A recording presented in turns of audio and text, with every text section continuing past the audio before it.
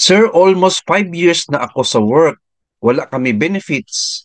Meron po bang violation yung employer? Good question, sir. Salamat po sa tanong nyo. Ito po yung sagot.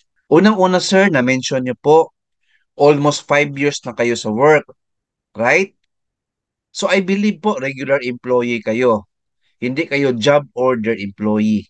Tama? So in that case, sir, regular employee kayo.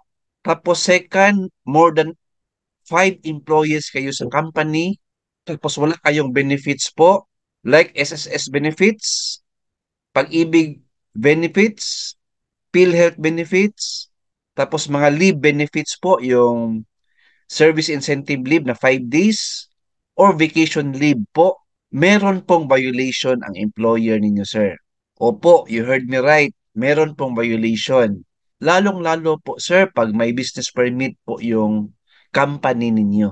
Mandated kasi yung employer na pag legal po yung business nila or company, may business permit po sila, more than 5 employees kayo dyan, mandated po sila under the law na meron kayong SSS deduction, pag-ibig deduction, tsaka PhilHealth deduction, and of course, yung leave benefits po ninyo.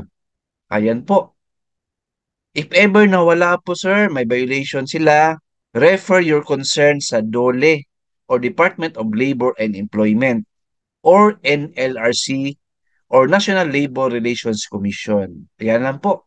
Hope na masagot ko yung concern nyo, sir. Keep watching my channel. Lahat ng mga good questions sa viewers natin, bigyan natin ng content at sagot at short video sa channel natin.